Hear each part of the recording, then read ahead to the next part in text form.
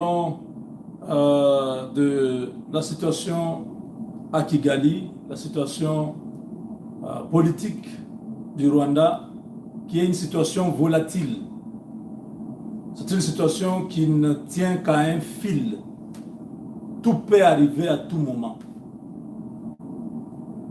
Créer un problème, provoquer les grands Congo, c'est en ce moment ici où Félix Tshisekedi se sent fort, où Félix Tshisekedi se voit capable de pouvoir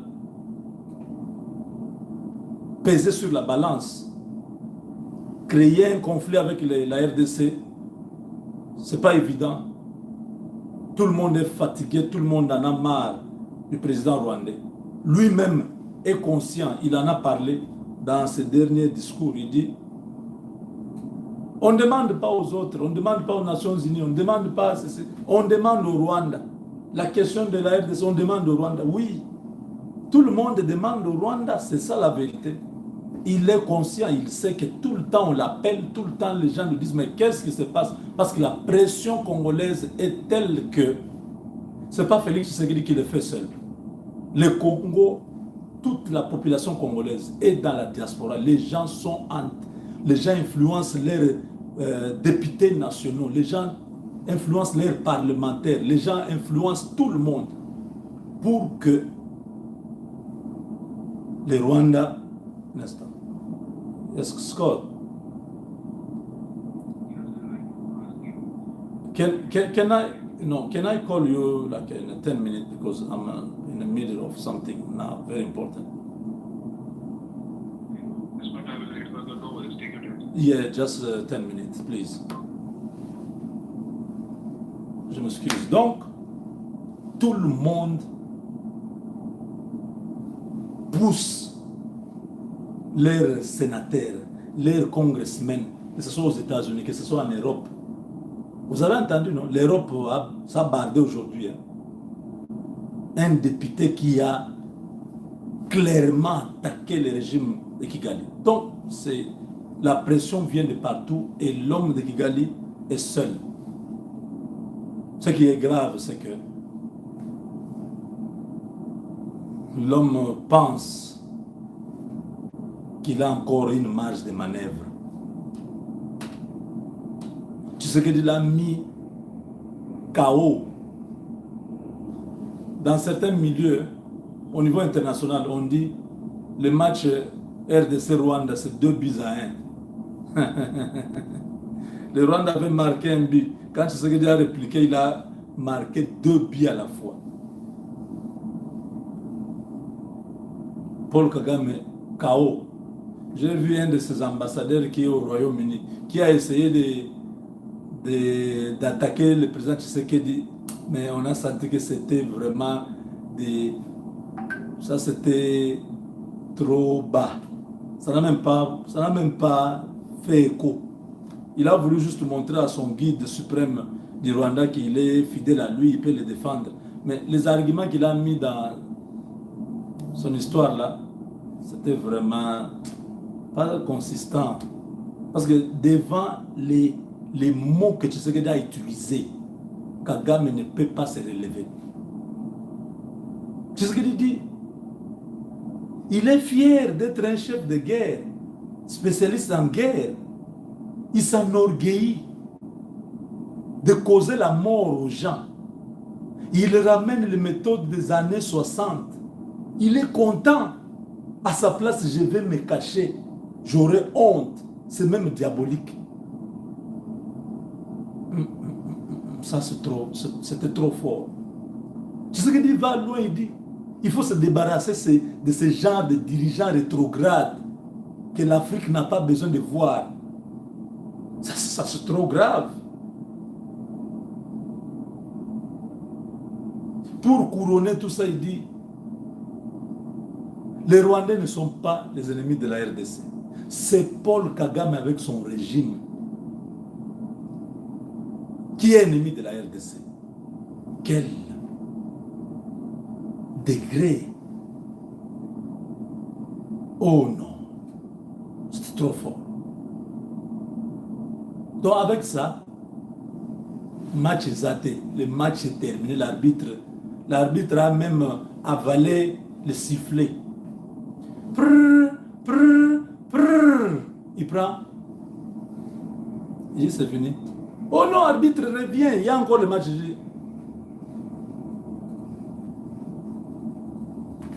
Le match est terminé.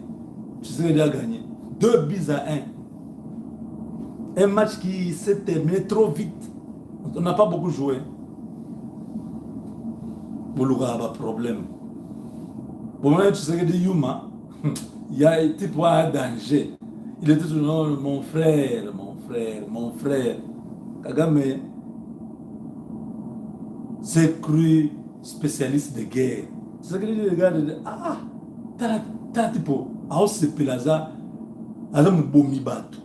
Donc dans le monde entier, un président qui est content d'être tueur des hommes, il le déclare avec fierté. Regardez ce que Kagame dit.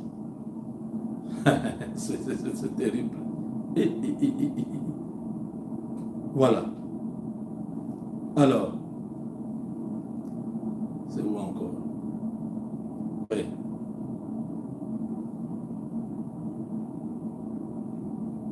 On dit,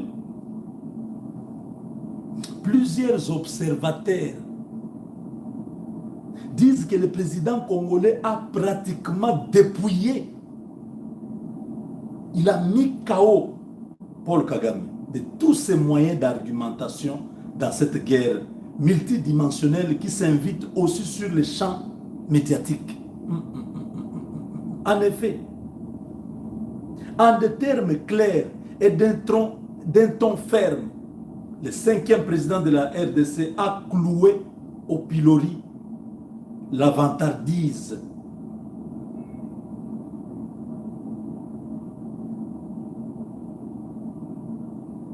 de Paul Kagame, qui s'est targué mercredi dernier devant le Parlement rwandais d'être un belligérant expérimenté et passionné. Et belligérant, expérimenté et passionné, Kagame, il s'est vanté. Si vous cherchez quelqu'un qui s'y connaît en matière de la guerre, venez me voir. S'il vous plaît, j'en sais quelque chose. Ça, c'est Paul Kagame. Et à Tshisekedi de répliquer. Il s'enorgueillit d'être un faiseur de guerre, un spécialiste dans la guerre.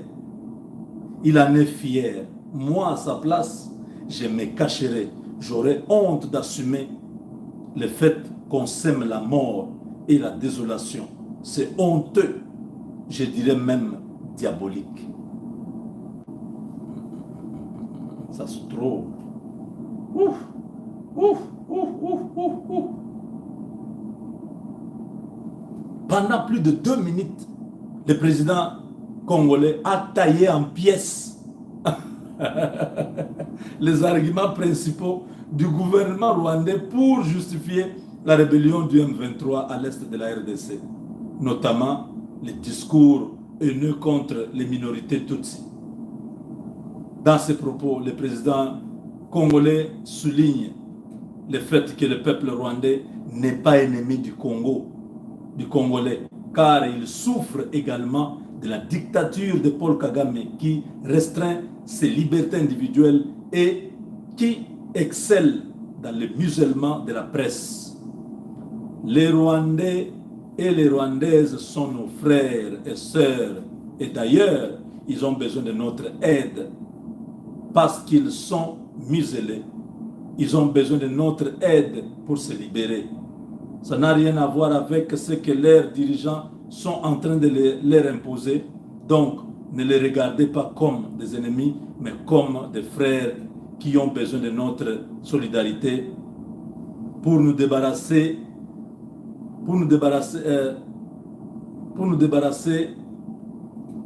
de l'Afrique, ce genre de dirigeants rétrogrades qui ramènent les méthodes des années 60. C'est trop chaud. Pendant que Kagame est en train de ruminer encore cette bourde de la RDC, c'est le téléphone du département d'État qui sonne. C'est le secrétaire d'État américain, Blinken, qui demande à Paul Kagame de stopper toute activité au Congo et de retirer ses troupes dans l'urgence. Nous savons toujours comment ces gens opèrent, comment ils fonctionnent. Il était venu, il était au Rwanda. Le Rwanda n'a pas bougé. Au contraire, ils ont encore conquis d'autres localités. Blinken est rentré, il a fait les rapports. La situation s'aggrave. Maintenant, c'est un appel téléphonique pour dire, monsieur, arrête maintenant tout ce que tu fais au Congo.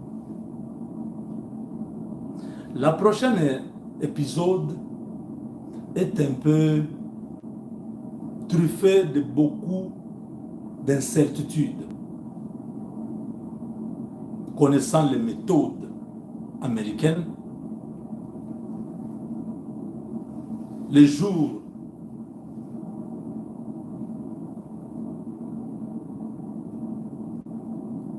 du président rwandais sont entre les mains des Américains. Une révolution, peut-être 30%. Un départ volontaire, 0%. Un coup de l'intérieur, 40%. Le reste, c'est l'incertitude.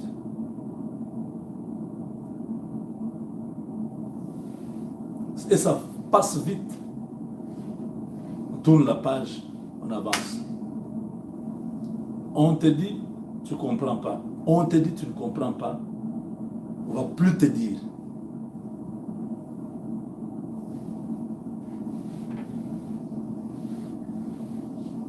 Tu vas te rendre compte seulement que tu es hors jeu.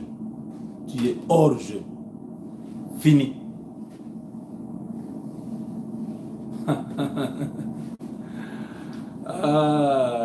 C'est... Ouais. Vous avez compris? Mbakoka Kagame kumachi bomwambile bwane. Umbusha bantu bebe Kongo. Kuyu mwenze to. Anchi kutahina. Ambolwe. Je dis aujourd'hui. Ce n'était pas hier, c'était aujourd'hui. Pourquoi un secrétaire d'État américain, il prend le téléphone pour dire à un président d'un pays souverain ce qu'il doit faire? Vous pensez que c'est de la blague? C'est pas, oh non, Paul, comment ça va? Non, non, non, non, non. Monsieur le Président, vous devez enlever tous vos militaires à l'est de la RDC.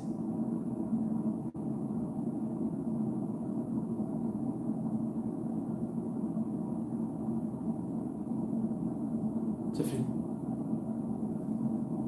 Les réunions peuvent se faire, on peut appeler aux États-Unis, sur les lobbies, tout ça, aller voir, essayer ceci. Trop tard. Les choses se sont déjà décidées ici. Vous voyez que tout ce que tu parles, il hausse le ton pour rien. Mais maintenant là, si Tshisekedi attaque le Rwanda, l'Amérique fera comme s'il ne voit pas. Il ne dira même pas. Parce que l'avertissement d'aujourd'hui annonce que si rien n'est fait au Rwanda, on déclenche le plan Delta. Vous avez entendu? Ah, vous étiez distrait. Avec Dieu, nous vaincrons.